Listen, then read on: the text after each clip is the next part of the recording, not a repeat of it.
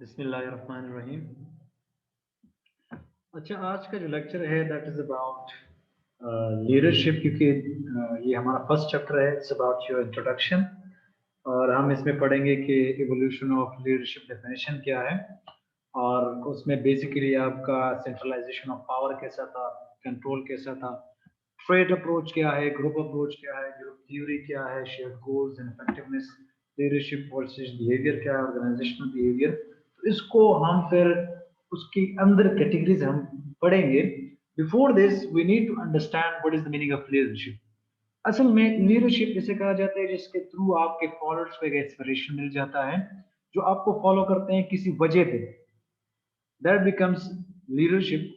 और लीडरशिप में ज्यादातर आपको ये समझना चाहिए। अच्छा, मैं ये रिकॉर्डिंग देखता हूँ। अच्छा, रिकॉर्डिंग हो रही है। अच्छा, अब आते हैं थोड़ा सा डेफिनेशन की तरफ, और ये इसके जो है अप्रोचेस क्या है, इसको थोड़ा सा पढ़ लेते हैं। लीडरशिप बेसिकली अगर आप देख भी लें तो पास्ट में भी इसी तरह है कि लीडरशिप के जो है या लीडर का फॉलोअर के बिना जो है चलना मुनासिब नहीं है। उसके लिए फॉलोअर का होना बहुत ज्यादा जरूरी है। और फॉलोअर कौन होते हैं? हमारे जो जनरल पब्लिक, जो हमें हमारी तरह जो लोग होते हैं, वो किसी लीडर को फॉलो करते हैं। इसी तरह अगर हम पास सेंचुरीज को मद्देनजर देख लें और उसमें देख लें कि लीडरशिप की जो है मिसालें कैसे थी और कैसे लोग उसको फॉलो करते थे, तो हम जाते हैं थोड़ा सा 19th सेंचुरी से और इवोल्यूशन ऑफ लीडरशिप को थोड़ा सा देख लेते हैं। असल में लीडरशिप का जो था ज्यादातर फोकस किस चीज पे था कि प्रैक्टिशनर ज्यादातर इसी सोच में लगे हुए थे कि किसी तरह इसको पॉलिटिक्स के साथ मैच किया जाए। क्योंकि हमारा आजकल जितने भी कॉर्पोरेट सेक्टर पे होता है या हमारा जितने भी आप मुल्क के सतह पे भी देख ले, तो ज्यादातर लीडरशिप का जो है फोकस किसी लीडर के थ्रू होता है। और हम उसके लिए जो फॉलोअर्स होते हैं वो किसी हमारी जनरल पब्लिक में से ही होते हैं, वो उसको फॉलो करते हैं किसी वजह पे। ठीक है, तो लीडरशिप की डेफिनेशन हमारे पास 19th सेंचुरी से लेकर 1929 तक कैसे थी कि हमारे फर्स्ट थ्री डिबेट्स में हमारे पास तरह की सेंट्रलाइजेशन ऑफ पावर जो था, वो आपके पास एक थीम ऑफ डोमिनेशन था। मतलब आपका कॉन्फ्रेंस ऑन लीडरशिप जो था, अगर आप देख ले, तो वहां पर आपकी ability to impress the will of the leader on those led and induce obedience, respect, loyalty and cooperation. ये हमारे पास मूर ने डिफाइन किया था 1927 में कि लीडरशिप का जो डेफिनेशन है वो इसी तरह का है कि आपके पास वो एबिलिटी होनी चाहिए जो आप किसी को इम्प्रेस कर सके उसकी वेल को, और उस लीडर को जो है आप किसी तरह इंड्यूस कर सके उसके, ठीक है, जो वो इंड्यूस कर सके उसकी ओबीडियंस को, रेस्पेक्ट को, लॉयल्टी को एंड कॉपरेशन को। ठीक है, अब आते हैं थोड़ा सा 1930s में कैसे हुआ कि हमारे पास ट्रेड अप्रोच। ठीक है, ट्रेड अप्रोच अब मैं आपको डिस्कशन यहाँ पे भी कर लूंगा कि ट्रेड अप्रोच में क्या था। ठीक है, अब ट्रेड्स क्या था, आपके पास वो इनबोर्न कैरेक्टरिस्टिक्स जिसको हम कह सकते हैं, ठीक है, वो आपका ज्यादातर डिफाइनिंग लीडरशिप पे फोकस होता है। उसमें क्या होता है कि आपका लीडरशिप का एज इन्फ्लुएंस डोमिनेशन हम देख लेते हैं। ठीक है, और लीडरशिप क्या करता है, वो आपके पास आइडेंटिफाइड होता है। ठीक है, leadership is also identified as in the interaction of individual specific personality traits with those of a group. और इसमें आपने क्या करना है कि उसकी एटीट्यूड्स एंड एक्टिविटीज को आपने देख के फिर उसको फॉलो करना है। ठीक है, वो आपका एक लीडर बन जाता है। ठीक है, और फिर वो क्या होता है कि आप एक इन्फ्लुएंशियल लीडर भी हम कह सकते हैं उस वक्त के दौरान। ठीक है, अब 1940s में क्या हुआ, क्योंकि उस वक्त इस तरह की वो चीजें नहीं थी जो सोशल मीडिया आजकल है, तो लोग ज्यादातर किस चीज को ज्यादातर मतलब उसकी अखलाकियात, उसकी बिहेवियर को मद्देनजर रखते हुए उसको लीडर तस्वर किया जाता है। अगर आप देख लें तो इसमें क्या होता था कि आपके फोर फ्रंट पे जितनी भी लीडरशिप थी, वो एज अ बिहेवियर किसी इंडिविजुअल की या उसकी डायरेक्शन किसी ग्रुप एक्टिविटीज में इन्वॉल्व। अगर इसमें हम देख ले एट द सेम टाइम क्या हो रहा है कि लीडरशिप बाय परसुएशन, ठीक है, leadership by persuasion is distinguished from dictatorship. और लीडरशिप बाय कोअर्जन, कोअर्जन का मतलब क्या है कि आपके पास कोई पावर होना चाहिए। अब आगे हम पढ़ेंगे कि इसमें हमारे पास कितना पावर को कैसे, सोशल पावर क्या होता है, रिवॉर्ड पावर क्या होता है, रेफरेंस पावर क्या होता है, हम आगे डिस्कस करेंगे अभी। ठीक है, थोड़ा सा आगे जाते हैं। 1950s में क्या हुआ कि हमारे पास थ्री थीम्स आ गई। थीम्स आ गई, उसमें उसमें क्या होता कि डोमिनेटिंग लीडरशिप डिफिनेशन आ गई उसमें हमारे पास। और उसमें क्या होता कि continuance of group theory which frame leadership at what leaders to do in groups, ठीक है, what leaders do in groups, ये हमारे पास कंटिन्यूएशन ऑफ या कंटिन्यूएंस ऑफ ग्रुप थ्योरी आ गई। फिर उसके बाद क्या हुआ कि लीडरशिप एज अ रिलेशनशिप, कि हम कैसे अपने शेयर गोल्स को डेवलप कर सके, ठीक है, रिलेशनशिप के लिहाज से वो आगे। और इफेक्टिवनेस हमने इसमें देखे कि 1950 में क्या हुआ कि कंटिन्यूएंस ऑफ ग्रुप थ्योरी।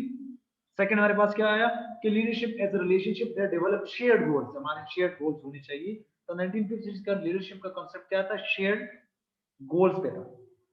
फिर उसमें जो था इफेक्टिवनेस कैसी थी कि आप लीडरशिप को डिफाइन करेंगे किसी बंदे की एबिलिटी पे कि कैसे वो अपनी ग्रुप इफेक्टिवनेस को इन्फ्लुएंस कर सकता है।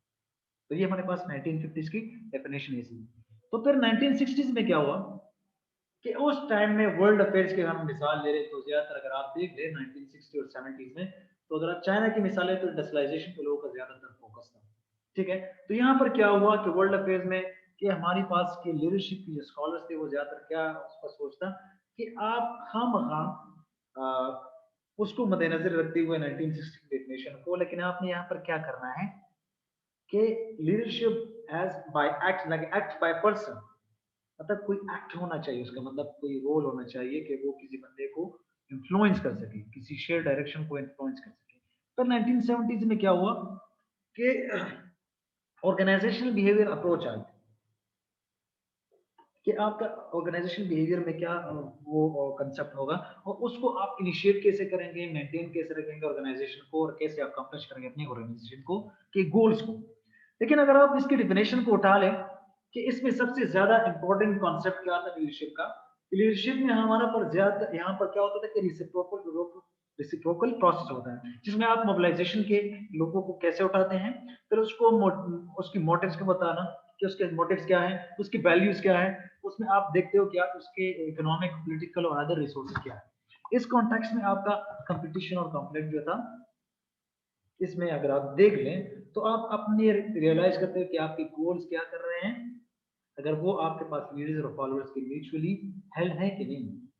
तो 1970s में ज्यादातर सोच क्या था कि आप म्यूचुअल रिलेशनशिप को भी देखते हैं, वेयर एज आप ये भी देखते हैं कि कैसे आपने ग्रुप को इनिशिएट किया और कैसे आपने ग्रुप को और ऑर्गेनाइजेशन गोल्स को कैसे अटेन किया, ठीक है। तो लीडर का ज्यादातर तस्वर यहाँ पर इस वक्त में जो था इस चीज पे ज्यादातर फोकस था। 1980s में क्या हुआ था कि 1980s में ये हुआ था कि इस डिकेड में हमारा पर ज्यादातर स्कॉलर्स और जितने भी लोग थे उसने क्या ज्यादा देख लिया कि आपने एकेडमिक और पब्लिक कॉन्शियंस को देख के फिर उसके मुताबिक आपने जो है डेफिनेशन को बनाना है। उसने क्या किया कि do as the leader wishes, कि लीडर जो चाहता है वो कर ले, एक बात तो ये हो।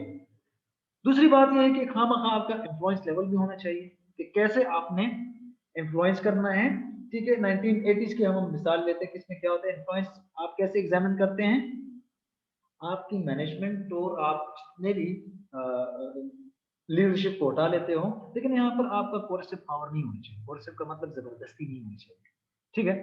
फिर आते हैं हम ट्रेड्स के, आपके पास ट्रेड्स भी होनी चाहिए, ठीक है। वो कैसे आते हैं कि आपकी अंडरस्टैंडिंग से आते हैं, किसी बंदे के साथ अंडरस्टैंडिंग कि आप कैसे आप लीडरशिप को उठाते हैं, उसके ट्रेड्स अप्रोच को उठाते हो और इसको ओरिएंटेशन करते हो। फिर बात आती है ट्रांसफॉर्मेशन की। बर्न्स, ये कुछ आपके राइटर आपको लिटरेचर मिल रहा है कि 1982 में पीटर एंड वाटरमैन ने ये कहा था। फिर 1978 मतलब इससे पहले की बात है कि ट्रांसफॉर्मेशन पे बर्न्स ने बात की थी कि आप कैसे इनिशिएट करते हो, ठीक है, उसको ट्रांसफॉर्मेशनल प्रोसेस में कैसे डालते हो और कैसे आप स्टार्ट कर लेते हो और कैसे आप उसको एंगेज करते हो, लीडर और फॉलोअर्स को कैसे एंगेज करते हो।